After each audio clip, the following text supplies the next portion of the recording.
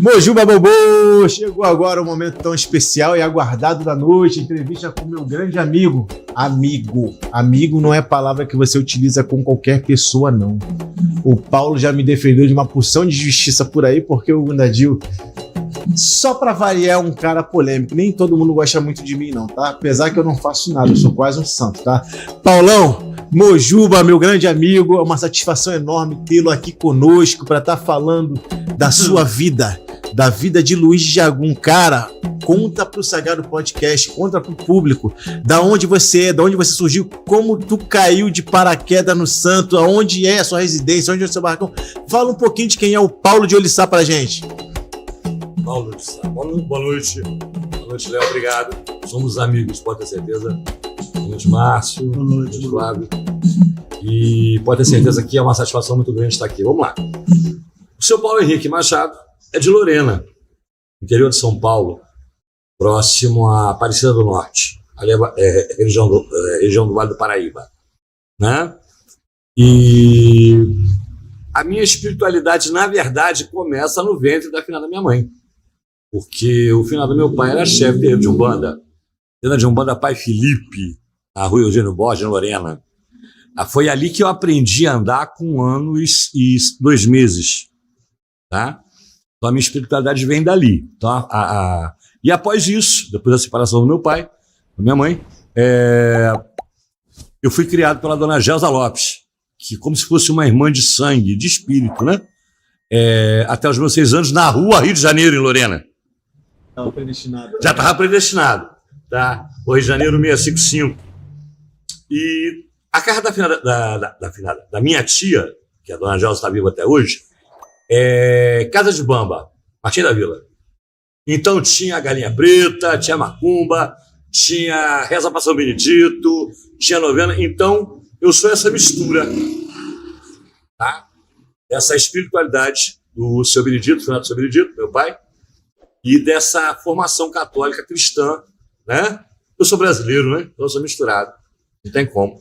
A segunda pergunta era justamente qual a idade que você teve contato com o mundo espiritual. Foi com 0 anos de vida, porque foi desde o ventre, né?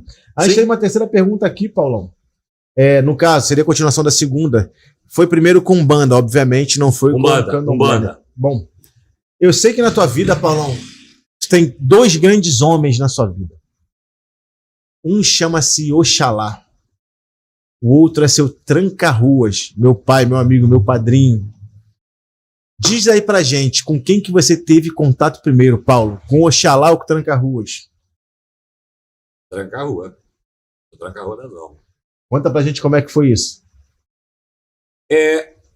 Nesse terreiro de Umbanda que eu te falei anteriormente, tá, que começou o meu desenvolvimento, onde meu pai era chefe. E depois eu fui para um outro terreiro, e ali começou a manifestação mais frequente dessa entidade, da Cava das Almas, que está até hoje. Não existe Claudinho sem bochecha, não existe Paulo sem tranca-rua. Axé. Não existe. Como é? Repete. Não existe, né? Mas Claudinho sem bochecha. Sabe? Tá? E não existe Paulo sem tranca-rua. Axé. Pode nos dizer, Paulo, como é que vem essa sua vida para o Rio? Como você conhece o seu iniciador? Como se dá esse processo, né? Chegada aqui no Rio, chegada na Ilha de São Bento. Babalão, isso é uma história. Vamos voltar ao tempo de Umbanda. Eu estava passando por uma fase, eu já tinha o meu terreiro já, nessa época.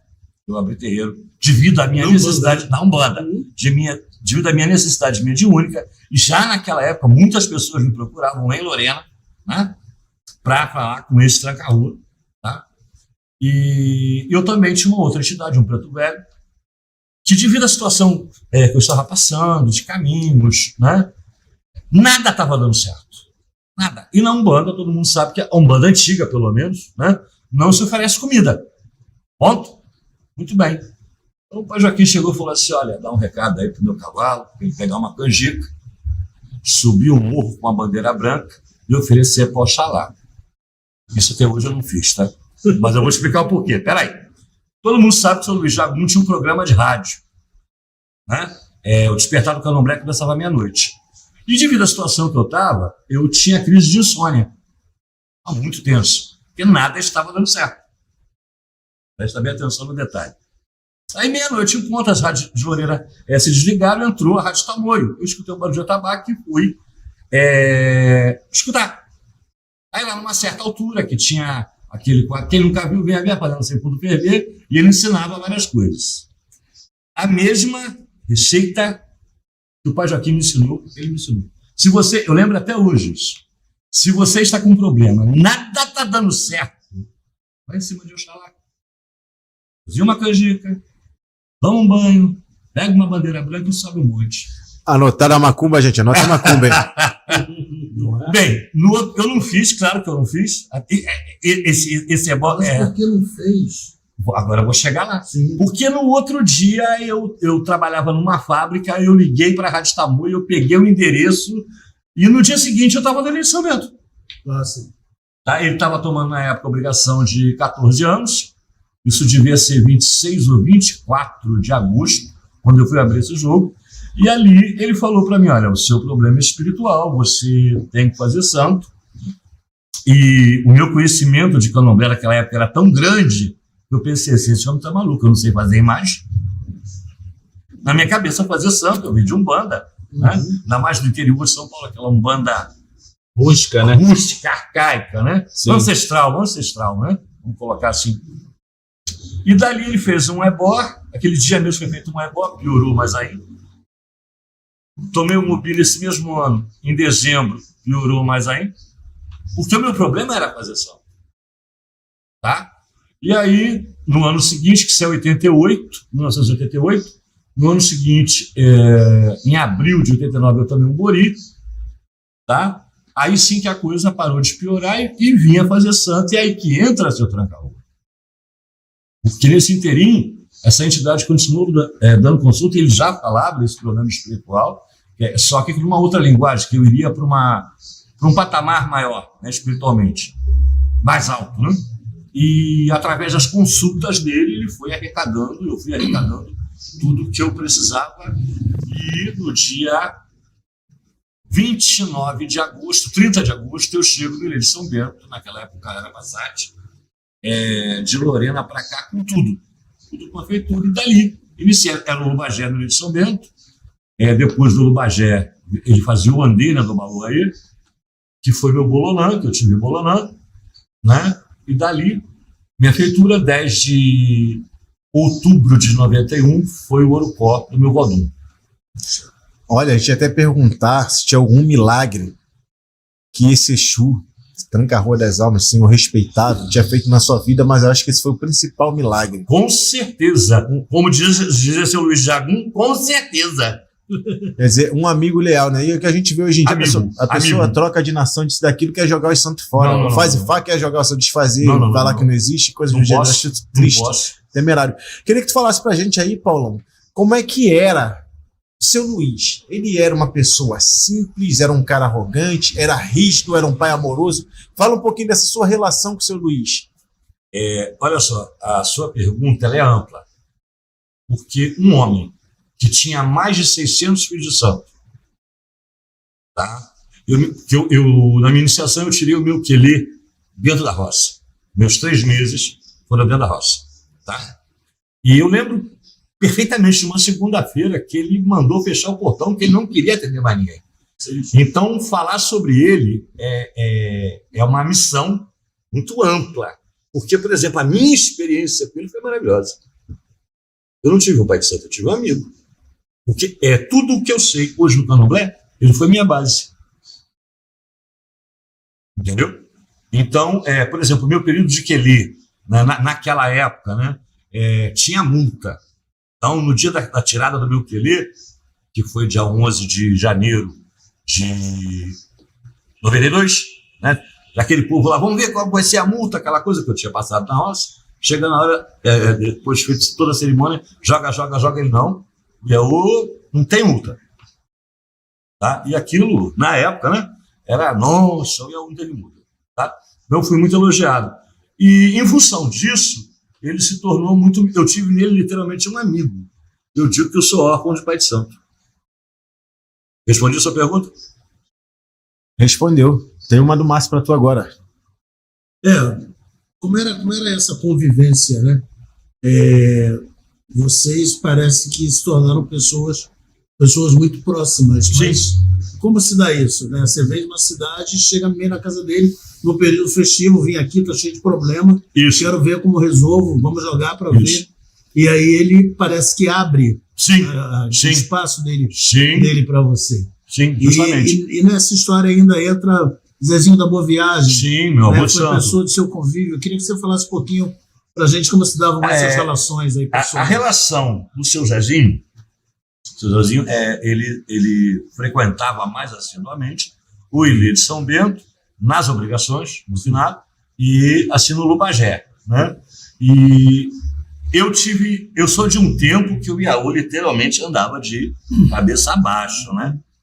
Então, até há um certo tempo que eu fui conhecer o seu Zezinho quando começou aquela manifestação lá em prol da liberdade religiosa, contra a intolerância, em Copacabana. Porque eu só conheci o pé do seu Zezinho. Todo esse tempo. Tá? Aí que eu fui ver a feição do finado do seu Zezinho. Porque eu sou de um tempo que Iaú tinha educação de axé, né? Iaú é Iaú. Cada um tem que saber o seu lugar. Né? Até porque se é uma religião de ancestral, nós temos que respeitar o mais velho. Claro. E a hierarquia do candomblé ela é muito concisa, é muito bem estruturada. Né? Hoje em dia, até que nem tanto. As pessoas acabam assimilando isso ao escravagismo, a cultura escravagista. Sim. O que é uma grande pena, né? Porque é um aspecto muito bonito do candomblé que está se perdendo, né? Exatamente por essas visões, entre aspas, modernas. Sim. Vamos fazer uma outra colocação? Sim. Tá? Ninguém começa pela faculdade. Tem como. Você começa pela pré-escola. Uhum. Certo? Aí você vai evoluindo, você passa, no meu tempo, né? Passa no primeiro grau, depois vinha o segundo grau, depois você ia fazer uma faculdade e por aí vai. Ninguém começa de cima. Não tem como. Uhum. Eu lembro, Paulão, de ainda criança, cara. Era uma coisa fantástica, porque eu sou criança de barracão, fui criado em terreiro, andava descalço, tomava cascudo dos ogãs, enfim, fingia que bolava, me jogava no chão, as artes que as crianças de barracão, todo mundo conhece. Faz. Eu fingia que recebia caboclo, aquelas coisas todas. Eu fui uma criança arteira. E eu lembro da minha família toda, né? Eu lembro da minha família toda se reunir em torno de um televisor para poder botar aquele VHS e assistir os candomblés de São Luís, cara. Foi ali que tudo começou. Ele foi realmente precursor da fomentação da mídia, da religião africanista no televisor. E eu achava aquilo magnífico. Primeiro que eu achava o barracão extremamente bonito, as roupas, as indumentárias, extremamente bonito, o pessoal dando santo. E eu queria saber de você, Paulo, se você chegou a participar de alguma gravação dessa, se aquilo era um candomblé fake, ou se era um candomblé de verdade gravado que ele veiculava, como se dava? Você teve experiência com esse tipo de coisa? Com gravações não, porque nessa época eu morava em Lorena. Então, na continuação aqui da pergunta que o Babalau Márcio fez, então a minha vida se tornou 15 dias no Rio e 15 dias em São Paulo. Tá? Aí, em 96, depois que eu tomei a obrigação de 3 anos com ele, que eu vim morar definitivamente no Rio, só que aí isso foi em julho, e em fevereiro eu fiquei órfão. Então eu tive pouco tempo, assim, para essa coisa já de gravação, né? Ele teve aquele programa, aquelas gravações, ele foi precursor e tudo, ele cedeu o Ilê de São Bento, aquela série Mãe de Santo, da Manchete. Sim. Foi lá no Ilê de São Bento. Fantástico. Rádio, né? Despertar do Candomblé. Depois ele chegou também a fazer um outro programa de rádio na Rádio Solimões, tá? Na parte da manhã, tá? Mas o forte dele era o Despertar do Candomblé. Tem toda a Chica Xoxa também. Chica Xoxa, quem nunca viu, venha ver o Caldeirão Segundo TV, nas páginas de um livro chamado Axé, que ele também era escritor, né? Olha. Mas esse livro aí, na página dos livros chamado Axé, era uma seção do programa. Esse livro, a pessoas que ainda perguntam, não. Era uma sessão do programa. Que ali, por exemplo, ele chegava assim, mais ou menos assim, nas páginas de um livro chamado Axé, eu encontrei você, Leonardo, Ogunda Diô, filho de Flor. Ali ele falava a sua raiz. Entendeu? Magnífico. Bem bacana. Vamos lá, Paulo. Já tem várias perguntas aqui no nosso chat, né? Eu peço a vocês que seguem a gente, compartilhem no seu Facebook, compartilhem no Twitter. Twitter não, agora é X, né? É. Isso. Compartilha aí, divulga aí para geral.